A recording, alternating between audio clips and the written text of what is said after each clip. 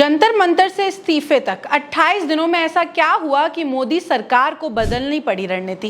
क्या ये सिर्फ एक आंदोलन था या देश के युवाओं ने सत्ता को अपनी ताकत का एहसास कराया?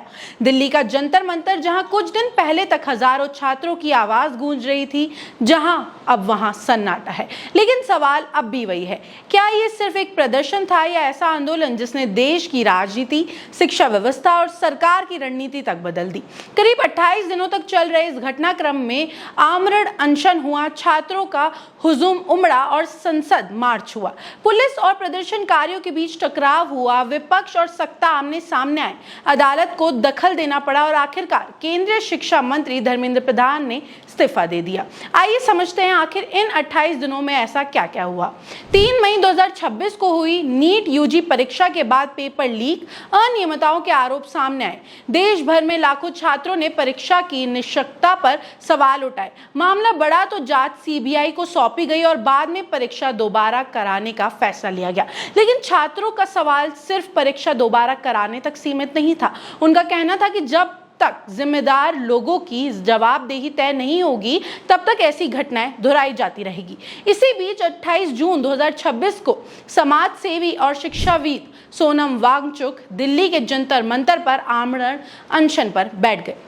उनका कहना था कि ये लड़ाई किसी एक परीक्षा की नहीं बल्कि देश के करोड़ों युवाओं के भविष्य की है। दिन बीतते गए लेकिन सरकार की ओर से कोई बड़ा राजनीतिक फैसला सामने नहीं आया। लगातार 21 दिन तक अनशन करने के बाद 28 जुलाई को सोनम वांगचुक की तबीयत गंभीर रूप से बिगड़ गई। उन्हें अस्पताल में भर्ती कराया गया। मामला इतना गंभीर हुआ कि दिल्ली हाई कोर्ट को उनके स्वास्थ्य पर लगातार निगरानी रखने के निर्देश देने पड़े। इधर जंतर मंतर पर छात्रों की संख्या लगातार बढ़ती जा रही थी। देश के अलग अलग राज्यों से युवा दिल्ली पहुंचने लगे। 20 जुलाई को संसद मार्च का आगमन किया गया। हजारों छात्र संसद मार्ग की और बढ़े। कई जगह पुलिस ने बैरिकेडिंग की। प्रदर्शनकारियों और पुलिस के बीच धक्का मुक्की हुई, आंसू गैस के गोले छोड़े गए, कई छात्र घायल हुए और कई लोगों को हिरासत में भी लिया गया। इसी दिन से ये आंदोलन राष्ट्रीय राजनीति केंद्र में आ गया। केंद्रीय मंत्री जेपी नड्डा और जितेंद्र सिंह अस्पताल जाकर घायल छात्रों से मिले। दूसरी ओर विपक्ष ने सरकार और युवाओं की आवाज दबाने का आरोप लगाया। सूत्रों के मुताबिक शुरुआत में सरकार के भीतर ये धारणा थी कि यह आंदोलन सोशल मीडिया तक सीमित रहेगा और धीरे धीरे खत्म हो जाएगा। 21 जुलाई को एनडीए संसदीय दल की बैठक में प्रधानमंत्री नरेंद्र मोदी ने पेपर लीक के खिलाफ सरकार की कार्रवाई का जिक्र किया। सरकार का कहना था कि दोषियों पर कार्रवाई की गई है, जांच सीबीआई को दी गई है और परीक्षा दोबारा कराई गई है। बीजेपी नेताओं का लगातार कहना था कि उनकी सरकार ने पेपर लीक के खिलाफ सबसे सख्त कार्रवाई की है। इधर कांग्रेस समेत कई विपक्षी दलों ने आंदोलन का समर्थन किया। राहुल गांधी समेत विपक्ष के नेताओं ने प्रधानमंत्री आवास के बाहर प्रदर्शन किया और संसद के अंदर और बाहर पेपर लीक का मुद्दा लगातार उठता रहा। सत्ता पक्ष और विपक्ष दोनों ने एक दूसरे पर युवाओं की राजनीति करने का आरोप लगाया। फिर क्या हुआ कि 22 और 23 जुलाई को जब सरकार की रणनीति बदलने लगी, सूत्रों के मुताबिक 22 और 23 जुलाई के बीच सरकार ने एनडीए के सहयोगी दलों से भी फीडबैक लिया। कई सहयोगी ने कहा कि युवाओं की नाराजगी बढ़ रही है और इसे हल्के में लेना ठीक नहीं होगा। इसी दौरान सरकार ने परीक्षा सुधारी के लेकर संदेश देना शुरू किया। सूत्रों के अनुसार लगातार हालत पर नजर रख रहे और कठोर टीम को सरकार को फीडबैक दिया और आंदोलन अब किसी राजनीतिक दल से भरोसे नहीं बल्कि युवाओं को अपनी भागीदारी से आगे बढ़ाना चाहता है। यानी भीड़ ऑर्गेनिक है।